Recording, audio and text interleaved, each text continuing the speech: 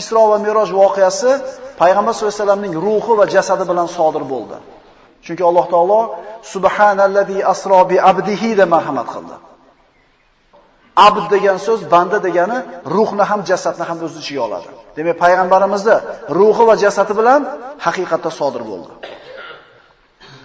Payg'ambarimiz sollallohu alayhi vasallam ana shu yer yuzida yashab o'tgan hamma anbiyo va rasullarga imom bo'lishligi bilan martabasi ularning hammasidan oliy ekanligi ma'lum bo'ldi. Shu bilan birga Alloh taolo boshqa payg'ambarlarga bergan shariatidan bizning shariatimiz ustunligi hamda islom shariati o'zidan burungi hamma samoviy shariatlarni bekor qilishligiga dalil bo'ladi. Shuning uchun hozirgi kunda dinlarni birlashtirishlikka harakat qilayotgan tashkilotlar bor. Ya'ni hammamizni ham Robbimiz bitta, hammamizni ham Alloh yaratgan, kelinglar bitta bo'laylik deb turib, mana shu dinlarni birlashtirishga harakat qilayotgan odamlar bilib qo'ysinki, ular ochiq zalolatda.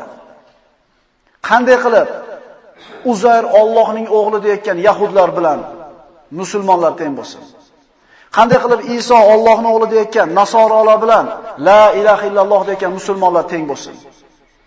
Bularni tenglashtirishlik, bularning hammasini bir xil deyishlik ochiq kufrning o'zi bo'ladi. Avval o'tgan payg'ambarlarning shariatlari o'zini zamoniga, makoniga, ma'lum bir qavmiga ishlagan. Endi payg'ambarimiz Muhammad Mustafa sallallohu alayhi vasallam islom shariatini olib kelgandan keyin ular o'z-o'zidan o'zini kuchini yo'qotadi. Biz Tavrotni, Injilni Alloh nozil qilgan kitob deb iymon keltiramiz. Payg'ambar sollallohu alayhi vasallam aytganlar: "La tusaddiquha va la tukazzibuha."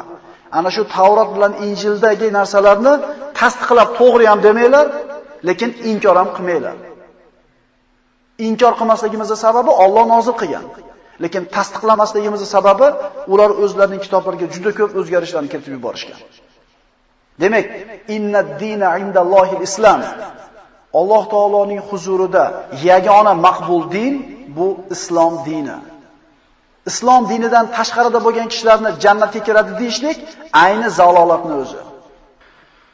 Kunlardan birida payg'ambarimiz sollallohu alayhi vasallam Umar ibn Xattob roziyallohu anhuni Tavrotdan bitta sahifani olib o'qib turganini ko'rib qoldilar. Va achchig'lari kelib, "Ey Xattobning bolasi, meni nubuvatimda hali shubhang bormi?" dedi. Allohga qasam, agar mana shu sahifaning egasi bo'lgan Musa ibn Imron tirik bo'lganida menga ergashishlikdan boshqa ishi bo'lmas edi dedi. Yahudi bo'lgan Musa ibn Imron tirik bo'lsa, menga iymon keltirardi dedi. Mana shu hadisdan ma'lum bo'ladiki, islomdan boshqa din Alloh taoloning huzurida qabul qilinmaydi.